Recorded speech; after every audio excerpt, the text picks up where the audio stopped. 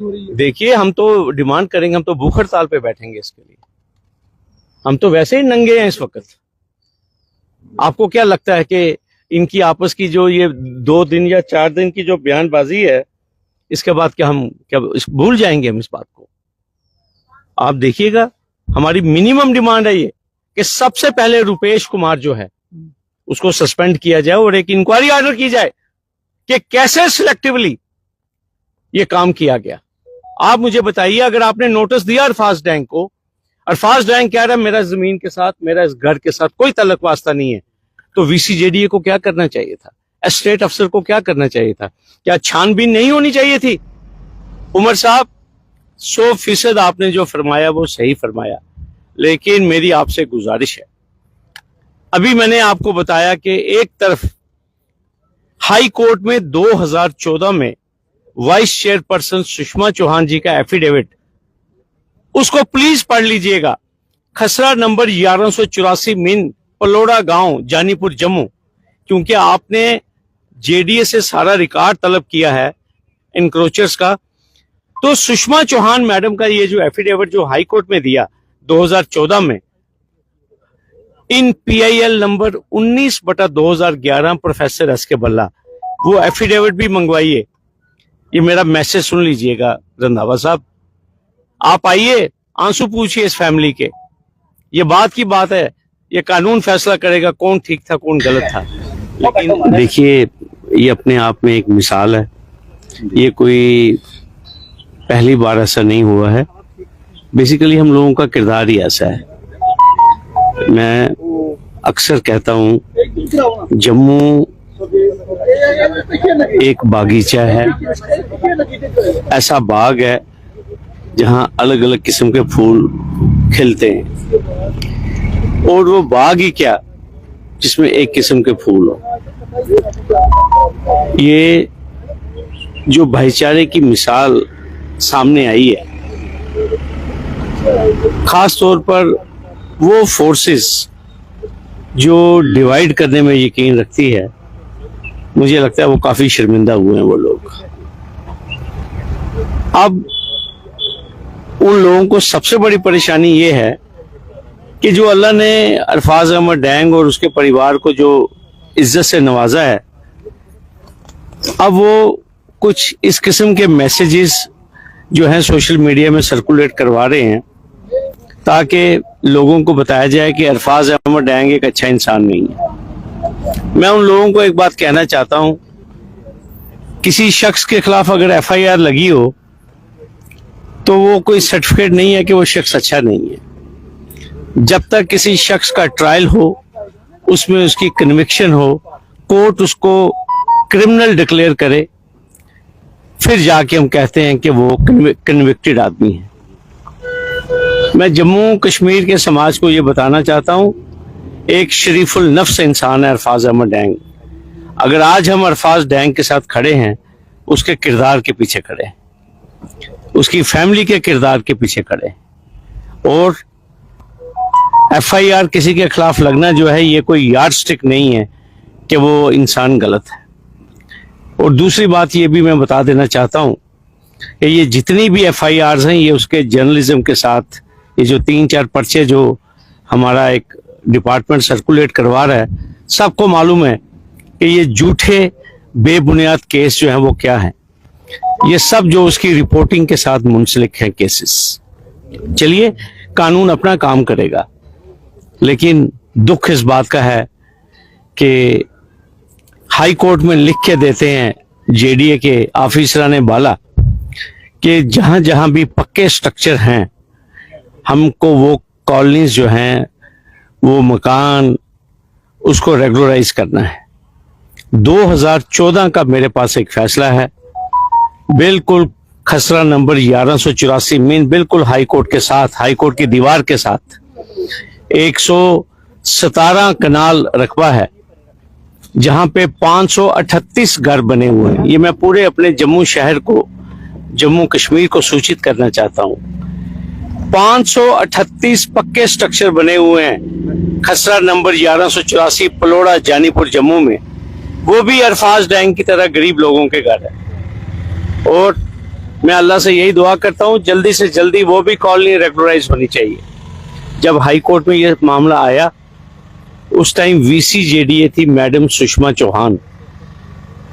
जब high court ने उनसे पूछा कि ये जो जेडीए का रकबा है 117 कनाल और पूरा इंक्रोच किया हुआ है लोगों ने, आपको क्या कहना है? तो मैडम सुषमा चौहान ने एफिडेविट दिया हाई कोर्ट में।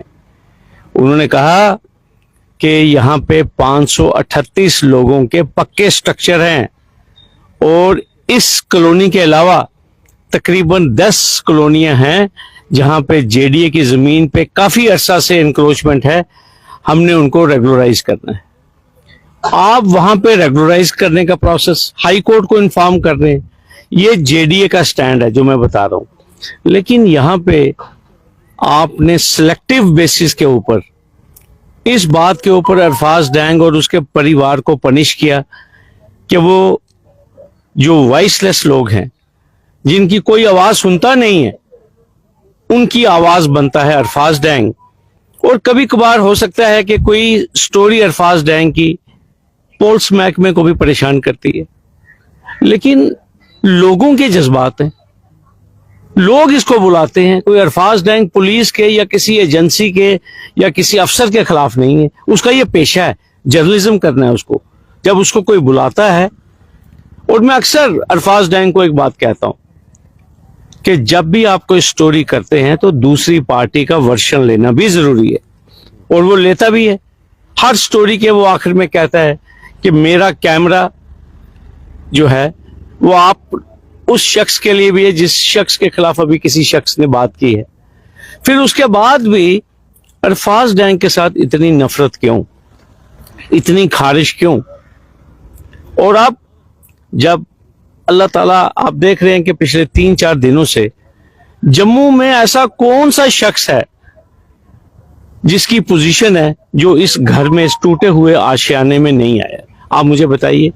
हर एक तंजीम का आदमी आया है। आप देखिए जितनी भी जमातें हैं, और आप देखिए कि भारतीय जनता पार्टी के एक आला नेता वो भी यहां पे आए, और मुझे पूरी उम्मीद है कि जो यहाँ के लोकल एमएलए हैं विक्रम रंधावा जी, उनको भी यहाँ पे आना चाहिए, ये उनका एरिया है। और मेरी रंधावा साहब आपसे ये गुजारिश है कि आप तो सबके लीडर हैं, जब आप एमएलए बन गए ना तो अब आप एक समुदाय के एमएलए नहीं है। ये मेरा मैसेज सुन लीजिएगा रंधावा साहब, आप आइए, आंसू पूछिए इस फैमिली के। ये बात की बात है, ये कानून फैसला करेगा कौन ठीक था कौन गलत था, लेकिन इजहार हमदर्दी के लिए बतौर विधायक आपका यहां आना बनता है। अगर आप नहीं आएंगे तो इन्फ्लुएंस कुछ और रहा होगी। और दूसरी बात मैं ये कहना चाहता हूं, जम्मू के सिविल समाज का जितना शुक्रिया अदा किया जाए उतना कम। जो भाईचारे की मिसाल लोगों ने दी है, मेरे पास अल्फाज नहीं है। इंग्लिश में कहते हैं कि I am short of words. और दूसरी बात मैं आपको कहना चाहता हूं, मुझे कितने लोगों ने अरफाज डैंग का नंबर मुझसे लिया है, कितने लोगों ने, मेरी कितनी बहनों ने, मेरी कितनी फ्रेंड्स ने मुझे फोन करके कहा है, शकील जी जिस दिन अरफाज डैंग के घर की तामीर शुरू होगी, कुछ रेत, कुछ बजरी, कुछ सीमेंट की बोरियां हम उसमें देना चाहते हैं। ऐसी क्या बात है अरफाज डैंग में?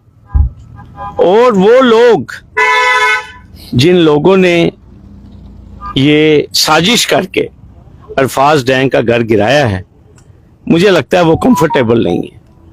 सर कल इधर डिप्टी सीएम जी भी आए थे, उनका कहना है कि उमर अब्दुल्ला जी ने भी बयान दिया हमारे हाथ में कुछ नहीं था, हमने ये चीज नहीं की है।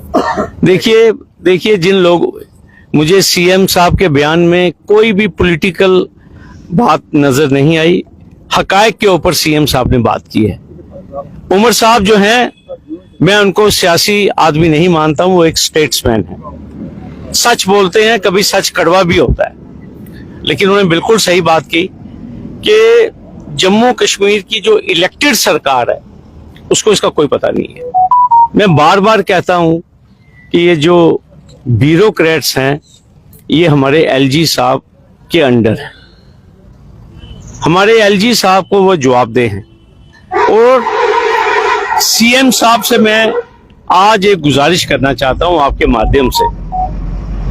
उमर साहब, 100% आपने जो फरमाया वो सही फरमाया, लेकिन मेरी आपसे गुजारिश है, अभी मैंने आपको बताया कि एक तरफ हाई कोर्ट में 2014 में वाइस चेयरपर्सन सुषमा चौहान जी का एफिडेविट, उसको प्लीज पढ़ लीजिएगा, खसरा नंबर 1184 मिन पलोड़ा गांव जानीपुर जम्मू, क्योंकि आपने जेडीए से सारा रिकॉर्ड तलब किया है इंक्रोचर्स का। तो सुषमा चौहान मैडम का ये जो एफिडेविट जो हाई कोर्ट में दिया 2014 में, इन पीआईएल नंबर 19/2011 प्रोफेसर एस के बल्ला, वो एफिडेविट भी मंगवाइए और उसका अध्ययन कीजिए कि जेडीए का एनक्रोचमेंट्स जो कि लंबी और देरीना है, उसके मुताल्लिक जेडीए का स्टैंड क्या है, क्यों उन्होंने उस स्टैंड के अगेंस्ट सिलेक्टिवली अल्फाज डैंग का घर तोड़ा। तभी मैं ये चीज कहता हूं कि ये जो वीसी जेडीए है, pending inquiry, he should be placed under suspension minimum. और दूसरी बात, उमर साहब, मुझे ये भी मालूम है बतौर स्टूडेंट ऑफ लॉ कि वो आईएएस ऑफिसर होंगे या आईपीएस अफसर होंगे, वो आपके अंडर नहीं है, वो हमारे एलजी साहब के अंडर है। लेकिन आप एक खत जरूर लिखें। आप कल सुबह जो ही आप ये मेरा इंटरव्यू सुनते हैं और आपके जो ऑफिसराने बाला, मेरी आपसे गुजारिश है कि आपकी तरफ से रिकमेंड होनी चाहिए सस्पेंशन, कि जो मिसकंडक्ट किया है ये रुपेश कुमार जी ने, रुपेश कुमार जी ने अब्यूज की है अपनी ऑफिशियल पोजीशन, और रुपेश कुमार जी को आप रिकमेंड करें एलजी साहब को कि उनको फौरी तौर पे पेंडिंग इंक्वायरी मुअत्तल किया जाए, ताकि एक एग्जाम्पल सेट हो, ताकि ये जो पावर में लप्त ये जो हमारे ब्यूरोक्रेट्स हैं, जो यहाँ पे पैसे कमाने आए हुए हैं, लोगों को परेशान करने के लिए आए हुए हैं, जिनको कोई हमदर्दी नहीं हमारे जम्मू कश्मीर की आवाम के साथ, ताकि एक मैसेज उन लोगों को जाए कि भाई उनको यहाँ के गरीब आवाम का इस तरह से इस्तेसाल जो है वो नहीं करना है।